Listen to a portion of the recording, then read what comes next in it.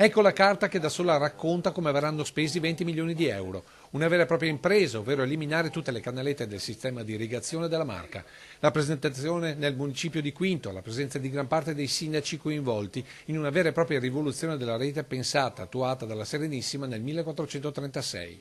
Certo, l'attenzione per la dispersione dell'acqua del Piave nelle due prese di Pederobba e Nervese a quei tempi di fatto non c'era. Situazione completamente differente oggi, dove nei 60.000 ettari coperti dal consorzio Piave spariranno le canalette in cemento per far posto a tubazioni interrate che garantiscono non solo perdite vicino allo zero, ma anche quella pressione per un'irrigazione non più a dispersione ma a pioggia.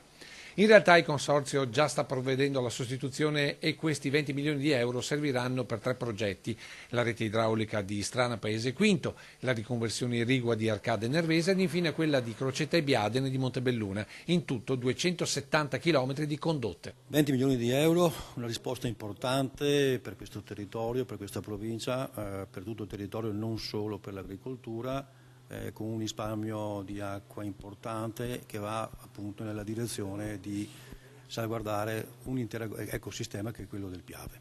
Già perché quest'acqua, che non verrà più dispersa, permetterà di mantenere il minimo del flusso del Piave, evitando le secche estive che ogni anno annientano la fauna del fiume. Un progetto partito nel 2014 con 5 anni di burocrazie per ottenere i finanziamenti, uno solo per affidare gli appalti e 2,5 per finire tutto. Così, dopo la corsa romana, per il Presidente è una vera e propria corsa contro il tempo. Ma la Serenissima avrebbe i tempi che voi invece state affrontando per avere il finanziamento?